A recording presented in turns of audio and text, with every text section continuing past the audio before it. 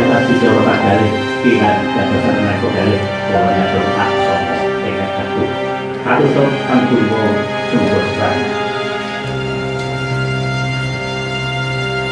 baru bicara kayu bagi katur pantunmo tomrak bicara kayu asal itu Bapak Yusuf Fitro Martono Pinangko Provianto pada yang hormat Bapak Yusuf Fitro Martono dipersilakan. Terpujilah nama Tuhan sekarang dan selama-lamanya. Marilah berdoa.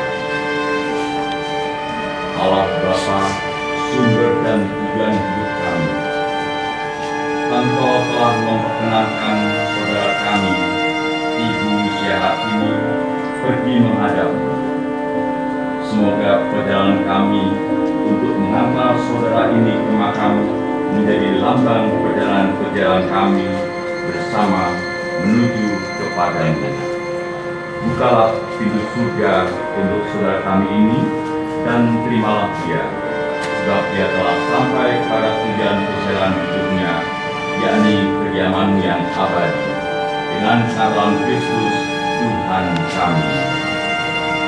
Ibu Bapak dan saudara-saudara sekalian, marilah kita bersama-sama mengantar saudara kita ini ke tempat peristirahatan yang terakhir. Semoga perangan ini diberkati dan dilindungi oleh Allah. Semoga damai Allah menyertai kita semua. Salam Maria, penuh rahmat, Tuhan sertamu, berterpujilah engkau di antara wanita dan terpujilah buah tubuhmu Yesus. Santa Maria Bunda Allah, doakanlah kami yang berdosa ini sekarang dan waktu kami mati.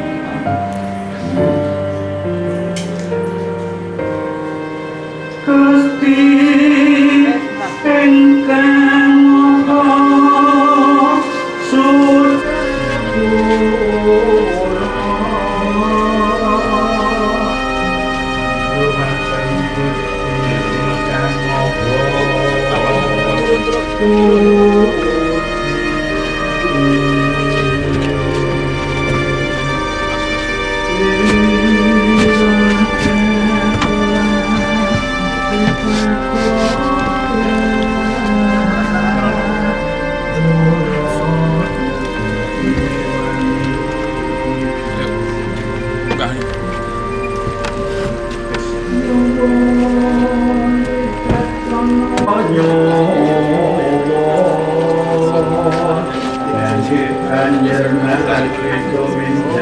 Ya, apa di situ?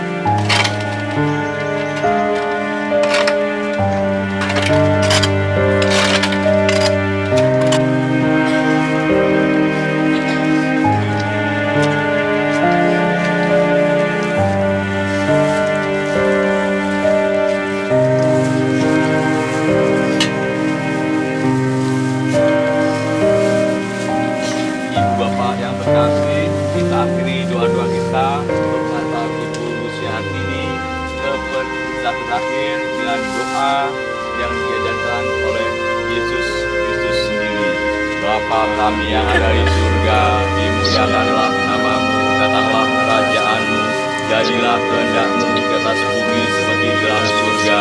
Berilah kami rezeki pada hari ini, dan ampunilah kesalahan kami, seperti kami pun mengampuni yang bersalah kepada kami. Dan janganlah masukkan kami ke dalam persidangan, tapi bebaskanlah kami dari yang jahat. Amin.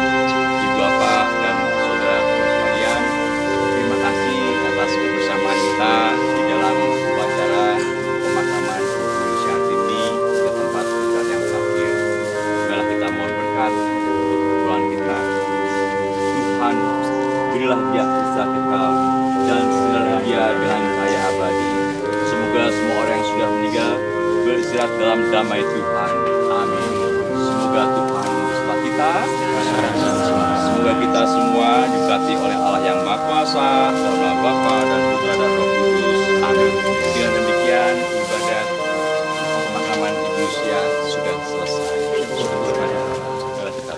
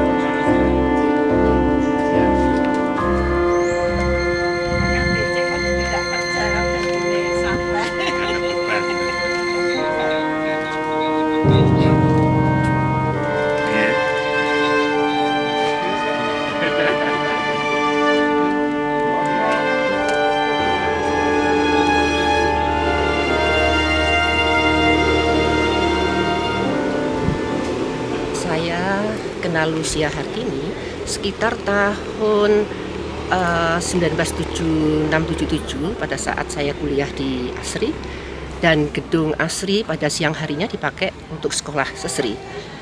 Nah, pada saat itu ketika telisipan kami atau saya pulang kemudian ketemu dia di jalan, itu sudah beberapa kali, tetapi waktu itu belum kenal. Nah, kenal lebih dekat itu ketika Lucia Hartini menikah dengan teman seangkatan saya, Zainal Arifin. Nah, dari situlah kemudian saya lebih sering ketemu, karena ketika ada berkaitan dengan kuliah, kadang-kadang kami saling berkunjung gitu ke sana. Dan pada saat itu Lucia Hartini sudah sangat terus fokus berkarya. Kemudian lahirlah anak pertamanya, Loko. Jadi bagaimana Arifin waktu itu juga aktif berkarya, dan setiap kali ada kegiatan seni rupa di luar, misalnya ada pameran, Loko diajak, juga ada Lucia Hartini. Jadi masa-masa itu masa yang masih menyenangkan gitu.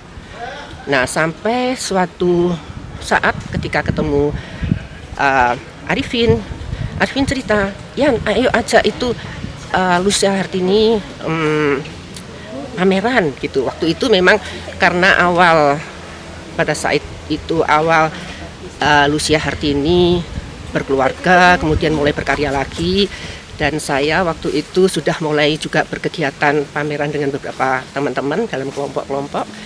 Nah, waktu itu ketemu Arifin menyampaikan itu. Nah, setelah lulus kuliah, saya ke Madura.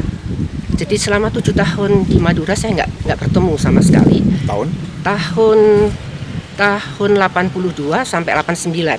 Nah, ketika balik lagi ke Jogja dan saya sudah mulai lagi kangen sama teman-teman, berkunjung ke kawan-kawan. Nah, di situ kami kemudian bertemu untuk bersama-sama. Saya menyadari bahwa ketika waktu itu ketika kami para perempuan ingin hadir secara lebih utuh gitu, kami menyadari bahwa kalau belum bisa hadir sendiri, kami bersama-sama. Nah, beberapa kali pertemuan kemudian kami membuat rencana-rencana pameran dalam kelompok kecil gitu, Nah, pada saat itu tapi itu sudah lewat beberapa tahun, dan si Alif yang paling kecil itu sempat dititipkan saya sebagai ibu angkat pada saat Alif lahir, sehingga komunikasi saya dengan Lucia Hartini lebih sering. Saya sering berkunjung ke rumahnya, kemudian kami bikin kelompok. Waktu itu kami punya akar ilalang. Akar ilalang itu ada 5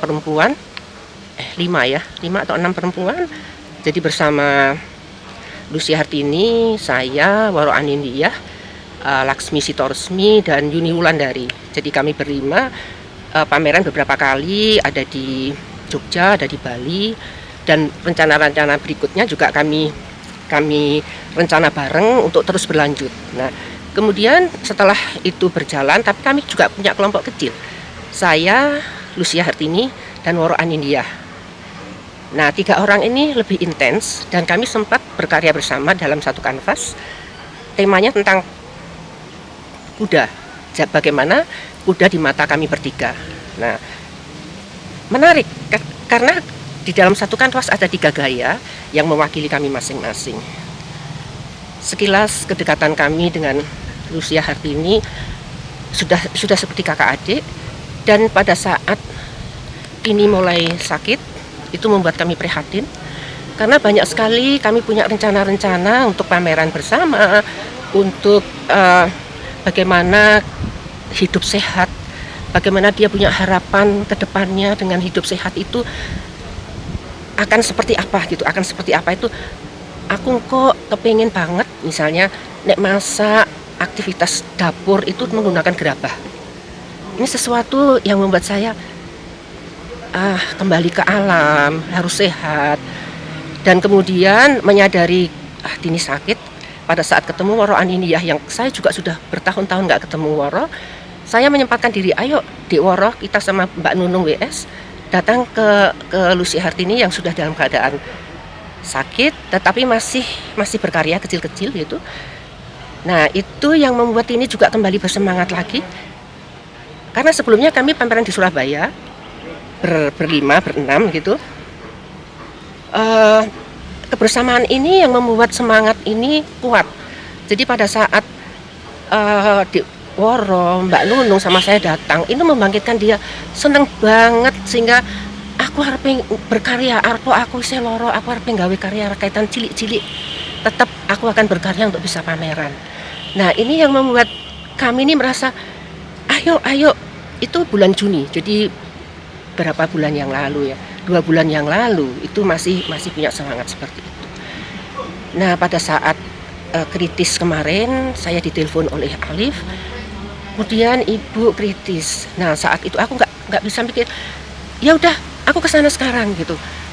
Jadi bagaimana melihat kondisi Tini yang betul-betul dalam kondisi yang nggak bisa berkomunikasi gitu. Tetapi pada malam itu ketika Romo Sindu datang dan ada doa-doa dari Romo Sindu, kemudian diberikan air suci dan dia kembali sadar gitu loh, aku iso melek gitu, aku iso urip. Ini sesuatu membuat kami semua terharu. Ya Allah, ini mukjizat gitu. Kami sudah bersyukur banget ada mukjizat Tini. Kita harapan ayo bangkit lagi gitu, doa kami yang terbaik untuk Tini gitu. Kemudian besoknya, jadi besok sorenya saya datang ke sana lagi sebentar. Saya ingin memastikan bahwa kondisi Tini baik. Nah waktu itu saya diingatkan oleh Loko, Mbak, wis ngobrol sama Mama. Durung ngobrol lagi. Oh iya, saya datang. Tin, sehat yo Tin, semangat yo Tin, semangat sehat. Iya Mbak gitu. Terus kita teman-teman pada doa untuk kamu gitu, untuk Tini. Sehat ya, semangat yo Tin. Iya, terima kasih Mbak. Nah itu adalah terakhir. Kemudian paginya saya dikabari, ditelepon oleh Alif bahwa Tini sudah berpulang. Ya ini yang terbaik, saya pikir yang terbaik. Dan saya tadi pagi sempat melihat Instagramnya, bagaimana Tini sosoknya itu betul-betul menyatu dengan alam. Di tengah, di laut, di gunung, tengah pohon-pohon. Betul-betul Tini sosoknya sangat dengan spiritnya, sangat natural dan sangat menyatu betul. Dan pada saat hari ini dimakamkan di makam seniman yang suasananya ini, saya membayangkan Tini di area di sini bahagia dan kita berdoa Tini ke depan sudah tenang dan bahagia di sana. Ya, selamat jalan Tini.